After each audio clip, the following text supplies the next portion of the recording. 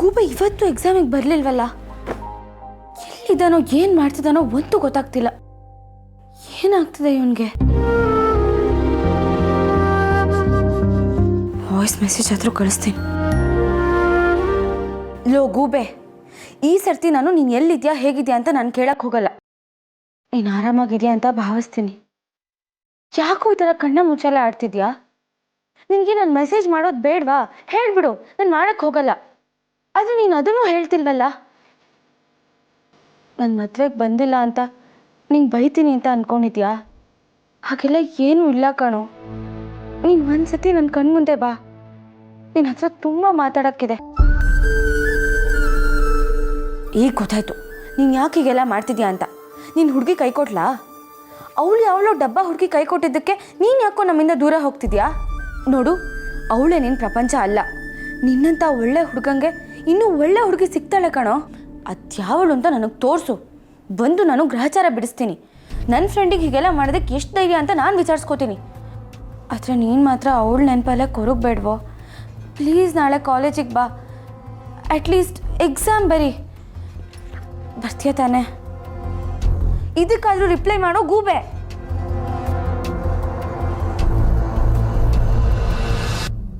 ಜಾಹ್ನವಿ ಅವರೇ,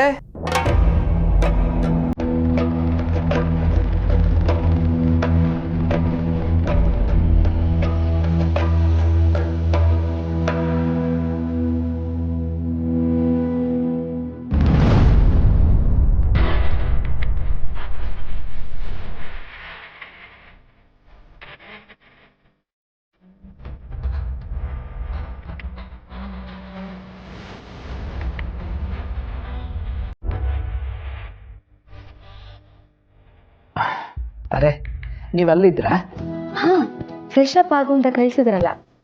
ಅದೇನೋ ಗೊತ್ತಿಲ್ಲ ಜಾಹ್ನವಿ ಅವರೇ, ನೀವು ಒಂದು ಕ್ಷಣ ನನ್ನ ಕಣ್ಣಿಗೆ ಕಾಣದೆ ಹೋದರೂ ಯಾರೋ ನಿಮ್ಮನ್ನು ಹೊತ್ಕೊಂಡೇ ಹೋಗ್ತಿದ್ದಾರೆ ಅಂತ ಅನ್ಸುತ್ತೆ. ಅಷ್ಟು ಈಸಿಯಾಗಿ ನನ್ನ ಯಾರು ಹೊತ್ಕೊಂಡು ಹೋಗೋಕ್ಕಾಗಲ್ಲ. ಯಾಕಂದರೆ ಕಾವಲಾಗಿ ಯಾವಾಗಲೂ ನೀವು ನನ್ನ ಜೊತೆ ಇರ್ತೀರಲ್ಲ. ಸರಿ, ಈಗ ಅಡುಗೆ ರೆಡಿಯಾಗಿದೆ, ಬೇಗ ಹೋಗಿ ಊಟ ಮಾಡ್ಬಿಡೋಣ.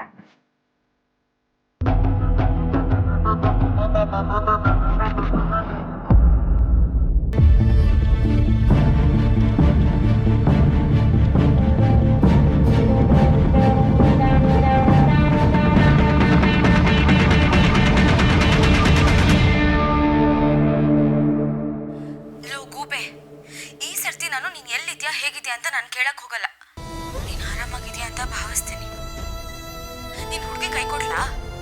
ಅವಳು ಡಬ್ಬ ಹುಡುಗಿ ಕೈ ಕೊಟ್ಟಿದ್ದಕ್ಕೆ ನೀನು ಯಾಕೋ ನಮ್ಮಿಂದ ದೂರ ಹೋಗ್ತಿದ್ಯಾ?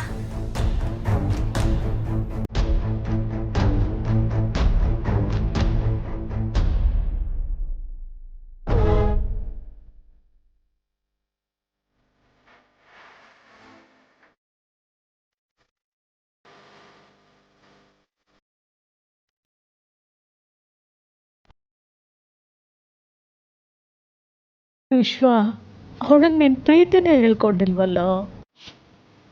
ಬೇರೆ ಯಾವುದೋ ಹುಡುಗಿನ ಲವ್ ಮಾಡ್ತಿದ್ದೀನಿ ಅಂತ ಹೇಳ್ಕೊಂಡಿದ್ಯಲ್ಲೋ. ಇವತ್ತು ನಿನ್ನ ಈ ಪರಿಸ್ಥಿತಿಗೆ ಅವಳೇ ಕಾರಣ ಅನ್ನೋದು ಅವಳಿಗೆ ಗೊತ್ತಿಲ್ವಲ್ಲ. ಪಾಪ ಕಣ, ಅವಳು ನಿನ್ನ ಫ್ರೆಂಡು ಅಂದ್ಕೊಂಡಿದ್ದಾಳೆ. ನೀನು ಹೇಗಿದ್ಯಾ ಅಂತ ಅವಳಿಗೆ ಗೊತ್ತಾದರೆ ಅವಳ ಮನಸ್ಸಿಗೆ ಎಷ್ಟು ನೋವು ಮಾಡ್ಕೋತಾಳೆ. ನಿನ್ನ ಪ್ರೀತಿನ ಒಂದಿನಾನೂ ಹೇಳ್ಕೊಳ್ದೆ ಅವಳಾಗೆ ಅರ್ಥ ಮಾಡ್ಕೊಳ್ಳಿ ಅನ್ನೋದು ತಪ್ಪಲ್ವೇನೋ. ಅವಳಿಗೆ ನಿನ್ನ ಪ್ರೀತಿನೂ ಹೇಳ್ಕೊಂಡಿಲ್ಲ, ನೋವೂ ಹೇಳ್ಕೊಂಡಿಲ್ಲ. ಇದೆಲ್ಲ ಗೊತ್ತಿಲ್ಲದೆ ಅವಳು ತನ್ನ ಪಾಡಿಗೆ ಜೀವನ ಮಾಡ್ತಿದ್ದಾಳೆ.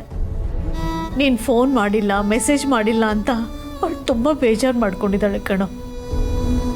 ಅವಳು ಖುಷಿಯಾಗಿರಲಿ ಅಂತ ಬಯಸೋ ನೀನೇ ಹೀಗಾದರೆ ಹೆಂಗೋ ವಿಶ್ವ?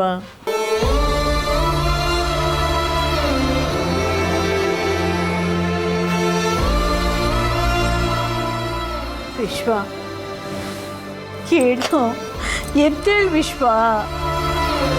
ನೀನು ಹೇಗಿದ್ರೆ ನನ್ನ ಕೈಲಿ ನೋಡೋಕ್ಕಾಗಲ್ಲ ವಿಶ್ವ. ಹೇಳಪ್ಪ, ಎದ್ದೇಳು. ನಿಮ್ಮಪ್ಪ ಅಂತೂ ತುಂಬ ಬೇಜಾರು ಮಾಡ್ಕೊಂಬಿಟ್ಟಿದ್ದಾರೆ. ನಿಂಗೆ ಹೀಗಾದಾಗಿಂದ ಅವ್ರು ಊಟ ತಿಂಡಿ ಏನೂ ಮಾಡ್ತಾ ಇಲ್ಲ.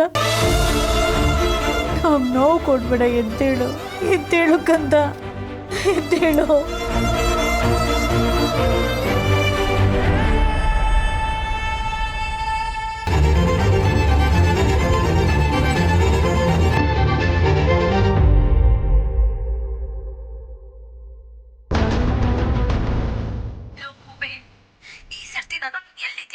ಅಂತ ನಾನು ಕೇಳಕ್ಕೆ ಹೋಗಲ್ಲ. ನೀನು ಆರಾಮಾಗಿದೆಯಾ ಅಂತ ಭಾವಿಸ್ತೀನಿ.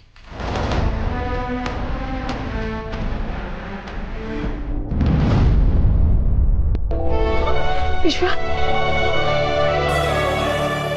ನೀನು ಒಂದ್ಸತಿ ನನ್ನ ಕಣ್ಮುಂದೆ ಬಾ. ವಿಶ್ವ, ಬರ್ತೀಯ ತಾನೆ?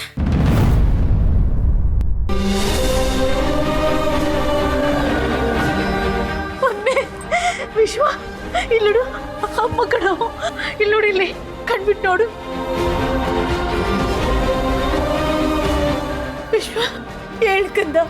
ವಿಶ್ವ, ವಿಶ್ವ, ಇರು, ನಿಮ್ಮ ಅಪ್ಪನಿಗೆ ಹೇಳ್ತೀನಿ.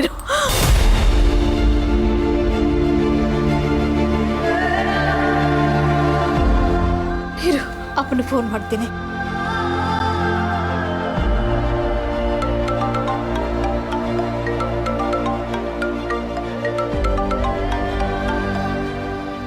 ಹಲೋ, ಹೇಳಲ್ತಾ?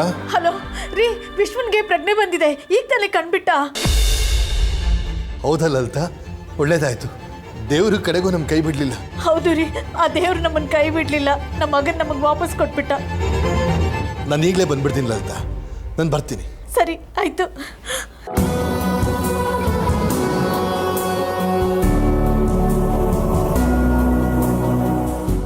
ವಿಶ್ವ, ಮಗನೇ, ಡಾಕ್ಟರ್, ಸಿಸ್ಟರ್, ಡಾಕ್ಟರ್, ಡಾಕ್ಟರ್ ಚೆನ್ನಾಗಿದ್ದಾನೆ ನೋಡಿ. ಓಕೆ, ನಾನು ನೋಡ್ತೀನಿ.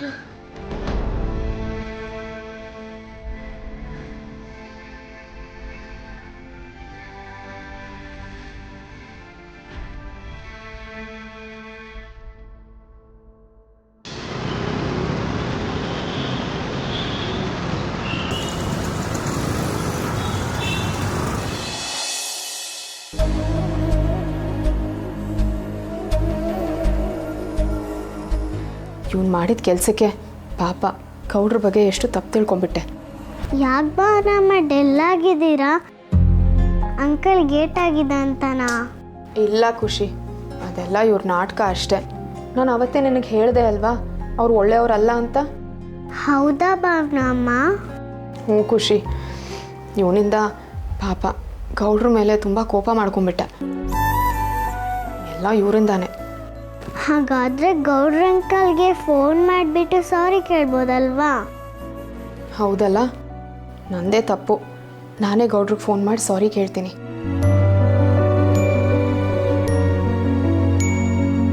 ಛತ್ತರಿಕೆ ಹೆಂಗೋ ಗೌಡ್ರು ಅಂತ ದಿನ ಮಾತಾಡ್ತಿದ್ರು. ಈ ಕಡೆ ಇದನ್ನು ಹಾಳು ಮಾಡ್ಕೊಂಡೆ, ಈ ಕಡೆ ಅವ್ರನ್ನ ನೋಡೋಕ್ಕಾದ್ರೂ ಹೋಯ್ತಿದ್ದೆ, ಅದನ್ನೂ ಕೈಯಾರ ಕೆಡಿಸ್ಕೊಂಡೆ.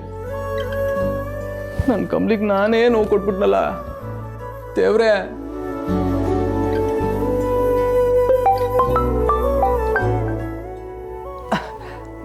ಹೇಳಿ ಮೇಡಮ್. ಸಾರಿ ಗೌಡ್ರೆ. ಯಾಕೆ ಮೇಡಮ್? ಇಲ್ಲ ಗೌಡ್ರೆ, ಪಾಪ ನಿಮ್ಮ ಬಗ್ಗೆ ನಾನು ತುಂಬ ತಪ್ಪು ತಿಳ್ಕೊಂಬಿಟ್ಟೆ. ನೀವು ಹೇಳಿದ ನಿಜ, ಪಾಪ ನೀವೇನೂ ಮಾಡಿರಲಿಲ್ಲ, ಎಲ್ಲ ಇವಂದೇ ನಾಟಕ. ನನ್ನೇ ಬೈತಾರೆ, ಕೊನೆಗೆ ನನ್ನೇ ಹೊಗಳ್ತಾರೆ. ಆಹಾ, ಪರವಾಗಿಲ್ಲ ಬಿಡಿ ಮೇಡಮ್, ನೀವೇನು ಬೇಜಾರು ಮಾಡ್ಕೋಬೇಡಿ. ಪಾಪು ಇದ್ದಾಳಾ? ಹಾಂ ಗೌಡ್ರೆ, ಕೊಡ್ತೀನಿ ಒಂದು ನಿಮಿಷ. ಕುಡಿ ಕುಡಿ ಕುಡಿ. Hi uncle. ಏನವ ಮುದ್ದಮ್ಮ, ಏನು ಮಾಡ್ತಿದ್ಯಾ? ಭಾವನಮ್ಮ ಬೇಜಾರಾಗಿದ್ರು, ನಾನೇ ನಿಮ್ಗೆ ಕಾಲ್ ಮಾಡಕ್ಕೆ ಹೇಳಿದೆ. ಆಹಾ, ಜಾಣ ಮರಿ ನೀನು. Thank you uncle. ಸರಿ ಕಣವ, ಹೊತ್ತಾಗದೆ ನಿನ್ನ ಮನಿಕ. ಸರಿ ಅಂಕಲ್, ಗುಡ್ ನೈಟ್. ಸರಿ ಕಣವ, ಗುಡ್ ನೈಟ್. ಮಾಡ್ಕೋತೀಯಾ?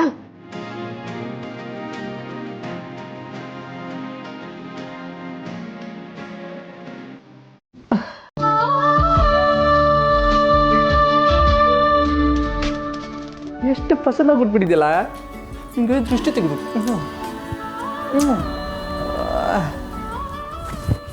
ಸಿದ್ದು, ಅದಕ್ಕೆ ಏನ್ ಸಿದ್ದು, ಯಾವ್ದನ್ನ ಡ್ರಾಮಾಗೆ ಪ್ರಾಕ್ಟೀಸ್ ಮಾಡ್ತಾ ಇದ್ರಾ? ಅಲ್ಲ, ಫೋನಲ್ಲಿ ಮಾತುಕತೆನೂ ಜೋರಾಗೇ ಇತ್ತು. ಏನಿಲ್ಲ ಅದಕ್ಕೆ, ಅದು ನನ್ನ ಫ್ರೆಂಡ್ ಒಬ್ರು ಕಾಲ್ ಮಾಡಿದ್ರು, ಅವ್ರ ಹತ್ರ ಮಾತಾಡ್ತಿದ್ದೆ. ಹೌದಾ? ಅದಿರ್ಲಿ ಬಿಡಿ, ಭಾವನಾ ಜೊತೆ ನಿಮ್ಮ ಲವ್ ಸ್ಟೋರಿ ಎಲ್ಲಿವರೆಗೂ ಬಂತು? ಅದೊಂಥರ ಸ್ಟಾರ್ಟ್ ಮಾಡೋದಕ್ಕೆ ಇಂಜಿನ್ ಪ್ರಾಬ್ಲಮ್ಮು, ತಳ್ಕೊ ಹೋಗೋದಕ್ಕೆ ರಸ್ತೆದೇ ಪ್ರಾಬ್ಲಮ್ಮು, ಹಂಗಾಗೋದಕ್ಕೆ. ಅಯ್ಯಯ್ಯೋ ಸಿದ್ದು, ನೀವೇ ಹಿಂಗೆ ಅಂದ್ಬಿಟ್ರೆ ಹೆಂಗೆ? ಮನೆಯಲ್ಲಿ ನಿಮ್ಮ ಕೈಕಾಲು ಗೇಟ್ ಆಗಿರೋದು ವಾಸಿ ಆಗಲಿ ಅಂತ ಕಾಯ್ತಾ ಇದ್ದಾರೆ. ನೀವು ಸರಿ ಹೋಗ್ತಿದ್ದೀರಿ ಅಂತ ಗೊತ್ತಾಗ್ತಿದ್ದಂಗೆ ನಿಮಗೆ ಮತ್ತೆ ಹುಡುಗಿ ನೋಡೋದಕ್ಕೆ ಸ್ಟಾರ್ಟ್ ಮಾಡ್ಬಿಡ್ತಾರೆ. ಅಷ್ಟರಲ್ಲಿ ನೀವು ಭಾವನಾ ಹತ್ರ ನಿಮ್ಮ ಪ್ರೀತಿ ಎಲ್ಲ ಹೇಳ್ಕೊಂಡ್ಬಿಡ್ಬೇಕು.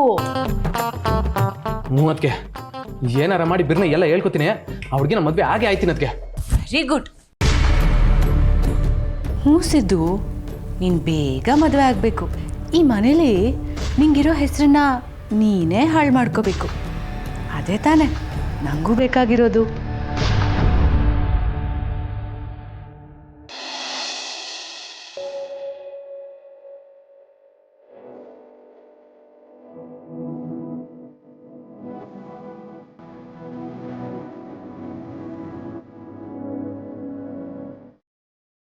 ಲಕ್ಷ್ಮಿ, ಯಾಕೆ ಯೋಚಿಸ ಆಗಿದ್ಯಾ?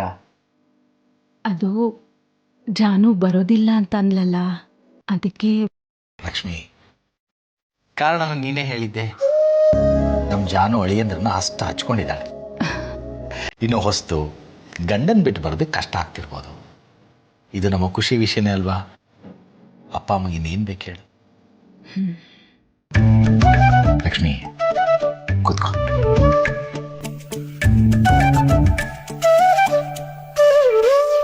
ಲಕ್ಷ್ಮಿ, ನಾನು ನಿಮ್ಗೊಂದು ಮಾತು ಕೇಳಲ್ಲ? ಕೇಳ್ರಿ. ನೀನು ಬೇಜಾರು ಮಾಡ್ಕೊಳ್ಳದೆ ನಿನ್ಗೆ ಏನು ಅನ್ಸುತ್ತೆ ಅದನ್ನು ಹೇಳಬೇಕು. ಅದೇನು ಅಂತ ಹೇಳ್ರಿ. ನಾಳೆನೆ ನನಗೆ ರಿಟೈರ್ಮೆಂಟ್ ಆಯಿತು ಅಂತ ಅನ್ಕೋ. ನಿಂಗೆ ಏನು ಅನ್ಸುತ್ತೆ? ಅಯ್ಯೋ, ಯಾಕ್ರಿ ಹೀಗೆ ಮಾತಾಡ್ತಿದ್ದೀರಾ? ಬಿಡ್ತು ಅನ್ರಿ. ಅಸ್ತು ದೇವತೆಗಳು ಅಸ್ತು ಅಸ್ತು ಅಂದ್ಬಿಡ್ತಾರಂತೆ. ಅದಕ್ಕೆ ಹೇಳಿದ್ದು, ಆದರೆ ಏನು ಅನ್ಸುತ್ತೆ ಅಂತ. ನೋಡ್ರಿ, ಅದು ಹೇಗ್ರಿ ಆಗತ್ತೆ? ಇನ್ನು ನೀವು ರಿಟೈರ್ಡ್ ಆಗೋದಕ್ಕೆ 1 ವರ್ಷ ಸರ್ವಿಸ್ ಇದೆ.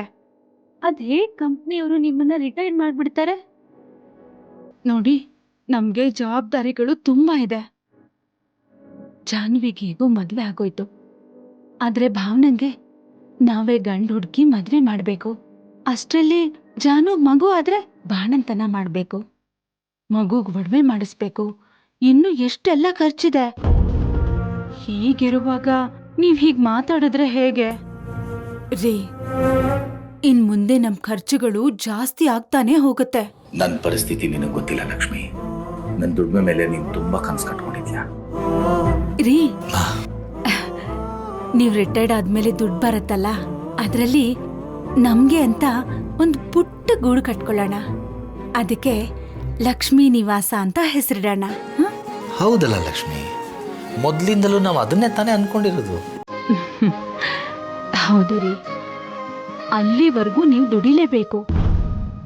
ಮಕ್ಕಳೇನ್ ಮಾಡ್ತಾರೋ ಮಾಡ್ಲಿ, ಆದ್ರೆ ತಂದೆ ತಾಯಿಯಾಗಿ ನಮ್ ಜವಾಬ್ದಾರಿನ ನಾವು ನಿಭಾಯಿಸೋಣ. ಸರಿ ಲಕ್ಷ್ಮಿ. ಸರಿ, ನಾನು ಹೋಗಿ ನಿಮ್ಗೆ ಮಜ್ಜಿಗೆ ತರ್ತೀನಿ.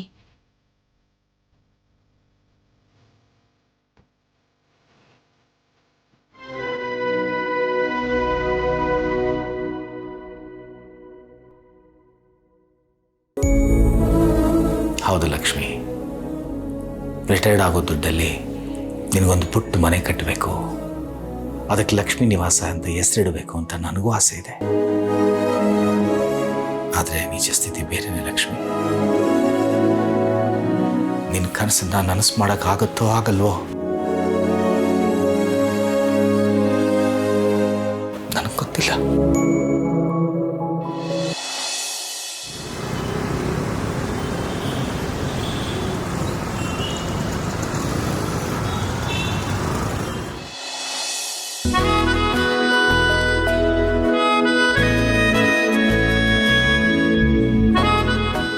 ಏಯ್, ಗಡ್ಡಿ ಕರ್ಪೂರ ಕೊಡ.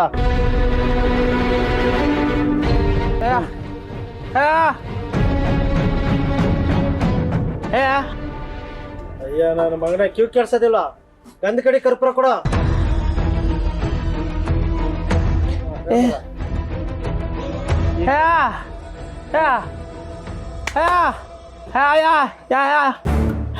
ಮಗ ಒಂದ್ ನಿಮಿಷ ಇರ. ನನಗೆ ಫೋನ್ ಕಟ್ ಮಾಡಕ್ ಹೇಳ್ತೀಯ ಮೂಗ್ ನನ್ನ ಮಗನೇ. ಗಂಧ ಕಡೆ ಕರ್ಪೂರ ಕೊಡ.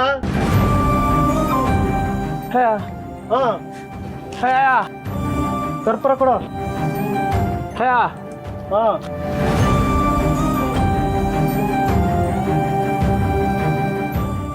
ಎಷ್ಟಾಯ್ತಾ?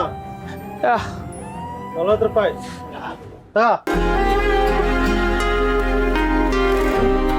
ಮಗ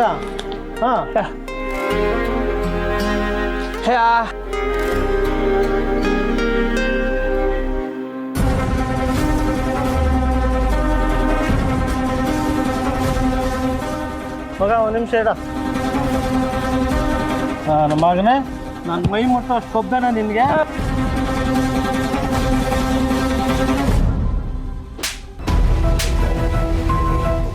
ಚೋಟು, ವೆಂಕಿಗೆ ಏನೋ ನಡೀತಾ ಇದೆ, ಹೋಗಿ ಹೊಸಿ ನೋಡ್ಬಾರ್ದಾ?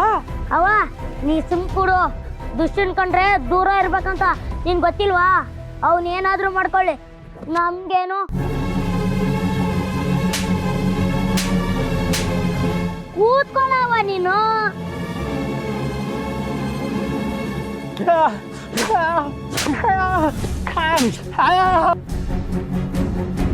ಲೇ ಚೋಟು, ಏ ಪಾಪ ಕಣ, ಬೆಂಕಿಗೆ ಯಾರ ಹೊಡಿತಾ ಇದ್ದಂಗದೆ, ಹೊಸಿ ನೋಡ್ಲೇ. ಅವನು ಬೈತಾ ಇದ್ದಾನೆ, ಇವನು ಬೈಸ್ಕೊತಾ ಇದ್ದಾನೆ. ಅದೆಲ್ಲ ನಿನ್ಗೇನಕ್ಕೆ? ನೀ ಸುಮ್ಮನೆ ಕೂತ್ಕೋವ. ಮಗನೇ, ನಿನ್ಗೆಲ್ಲ ಹೊಡಿಬೇಕಾಗಿರೋದು. ನಿನ್ ಕೆಲ್ಸಕ್ಕೆ ಇಟ್ಕೊಂಡಲ್ಲ, ಅವನಿಗೆ ಹೊಡಿಬೇಕು.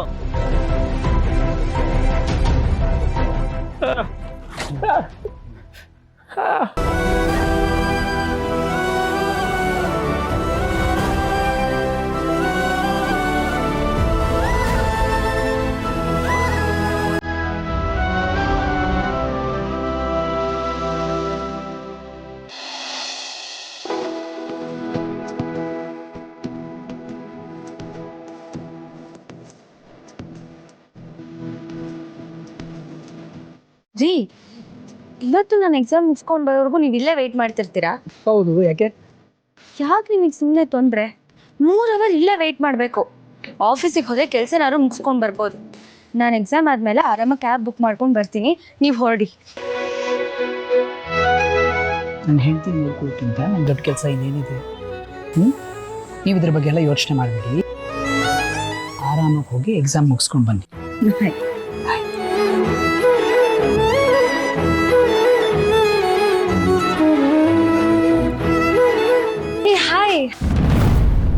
ಹಾಯ್ ಜಾನು. ಎಲ್ಲಿ ನಿನ್ ಫ್ರೆಂಡು? ಪತ್ತೆನೇ ಇಲ್ಲ.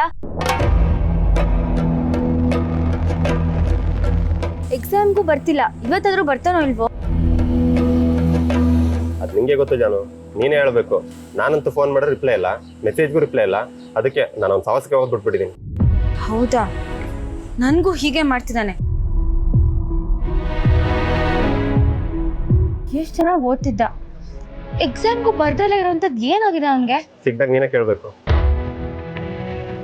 ಸರಿ ಬಿಡಿ, ಬರ್ತೇನೆ. ಇವತ್ತಿನ ಎಕ್ಸಾಮ್ಗೆ ಆಲ್ ದಿ ಬೆಸ್ಟ್.